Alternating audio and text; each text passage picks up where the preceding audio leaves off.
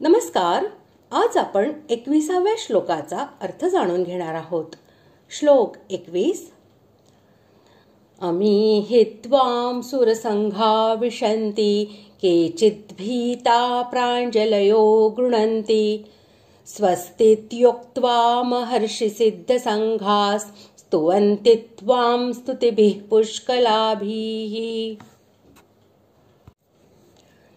श्लोकाचा अर्थ: तेच देवांचे समुदाय आपल्यात शिरत आहेत आणि काही भयभीत होऊन हात जोडून आपल्या नावांचे व गुणांचे वर्णन करीत आहेत. तसेच महर्षी व सिद्धांचे समुदाय सर्वांचे कल्याण होवो अशी मंगलाशा करून उत्तमोत्तम स्तोत्रे म्हणून आपली स्तुती करीत आहेत. सुरसंघा या पदाबरोबर परोक्षवाची अमी हे विशेषण देऊन अर्जुनाने असे दाखविले आहे की मी जेव्हा स्वर्ग लोकात गेलो होतो तेव्हा तेथे जे देव समुदाय मी पाहिले होते तेच तुमच्या या विराट रूपामध्ये प्रवेश करीत आहेत असे मला आज दिसत आहे. कितीतरी लोक भयभीत होऊन हात जोडून तुमची नामे व गुण यांचा उच्चार करीत आहे. असे म्हणून अर्जुनाने हे दाखविले आहे की पुष्कळसे देव भगवंतांच्या उग्र रूपात प्रवेश करीत आहेत.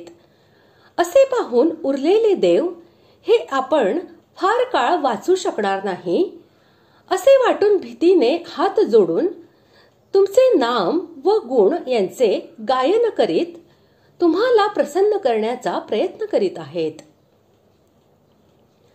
मरीची, अंगिरा, भृगु इत्यादी महर्षींचे आणि ज्ञात व अज्ञात अशा सिद्ध पुरुषांचे जितके विभिन्न समुदाय आहेत त्या सर्वांचे वाचक येथे महर्षी सिद्धसंघा हे पद आहे.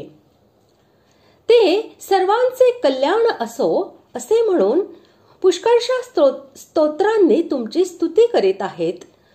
असे म्हणून अर्जुनाने हे दाखविले आहे की ते तुमच्या तत्वाचे यथार्थ रहस्य जाणणारे असल्यामुळे ते तुमचे हे उग्र रूप पाहून भयभीत होत नाहीत, तर संपूर्ण जगाच्या कल्याणासाठी प्रार्थना करीत अनेक प्रकारच्या सुंदर भावमय स्तोत्रांनी श्रद्धेने आणि प्रेमाने तुमचे स्तवन करीत आहेत असे मला दिसत आहे.